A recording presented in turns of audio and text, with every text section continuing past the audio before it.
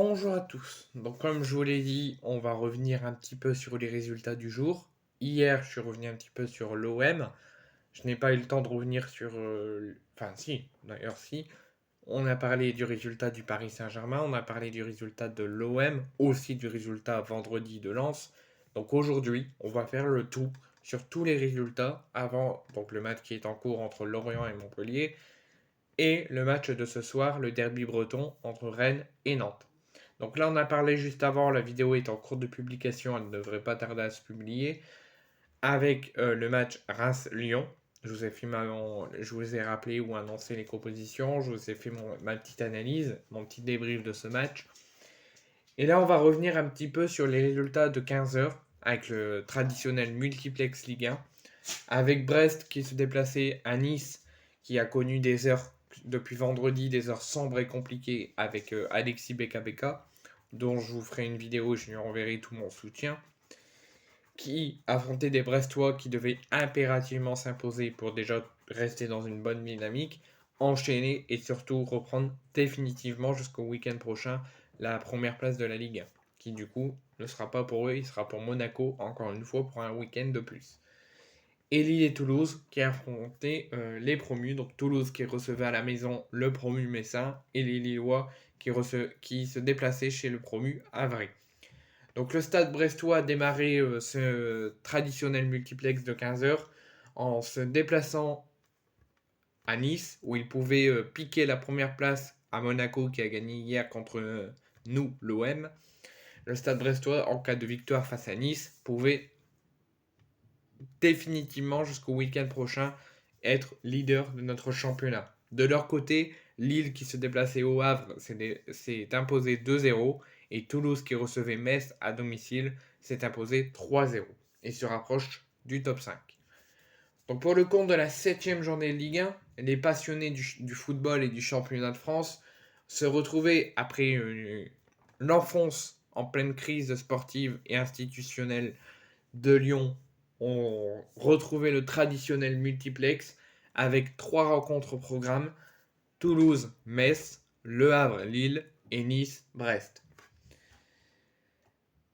Dans une rencontre maîtrisée malgré les bonnes intentions des locaux, les Lillois qui se déplaçaient chez le promu Havre s'imposent et relancent la machine après la défaite en match en retard en milieu de semaine face aux Rémois.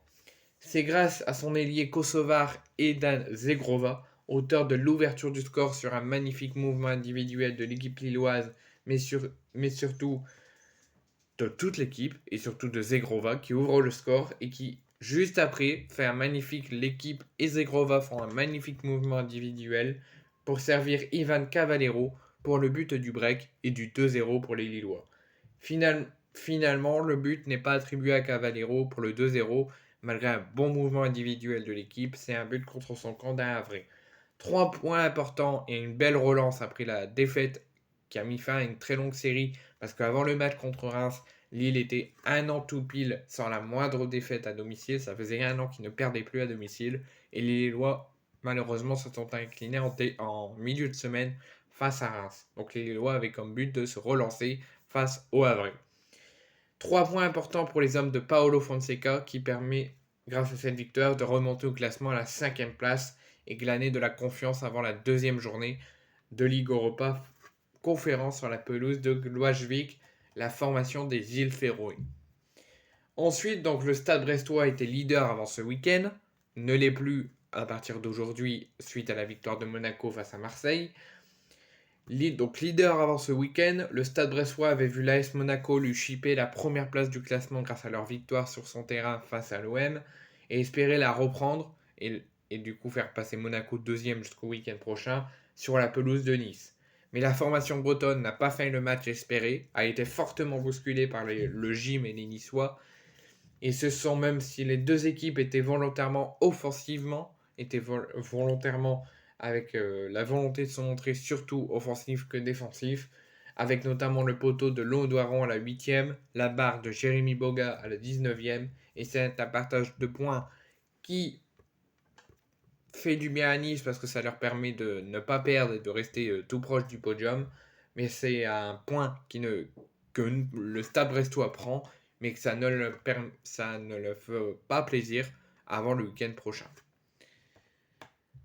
Donc un petit point sur le classement avant de parler de Toulouse-Metz. Donc Monaco, grâce à leur victoire face à l'OM, est premier avec 14 points. Les Brestois sont quand même sur le podium malgré leur contre-performance contre Nice avec le match nul, ils sont deuxième. Les Rémois, suite à leur victoire à 13h face à Lyon, sont troisième.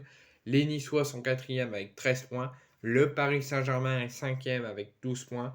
Et les Lillois sont sixième avec 11 points. Donc pour ce top 6, après vous avoir parlé et analysé Reims-Lyon, Nice-Brest et Lille-Le Havre. Donc maintenant, on va clôturer ce point sur les résultats de 15h avec le match et la dernière échéance de cet après-midi qui venait opposer au Stadium le Toulouse Football Club face au promu Messin au Stadium. Les Violets barragistes avant cette rencontre devaient tout simplement gagner pour sortir de la zone de relégation et attendaient la fin de la première heure de jeu pour sortir provisoirement de la zone de relégation pendant le match et mener au score grâce au premier but de Niklas Schmidt. Et ça ne s'est pas arrêté après ce but, suivi du break juste avant la mi-temps, quelques minutes avant, de Thies Dalinga pour le 2-0 à la mi-temps pour les Toulousains. Et en seconde période, les Occitans ont géré le tempo du match face à des Messins qui n'y arrivent plus, qui ne tentent plus rien, et confirment ce succès grâce à un troisième but dans le temps additionnel de Franck McGree. Les Toulousains, grâce à cette écrasante victoire, remontent dans la première partie de tableau et pointent à la 9e place.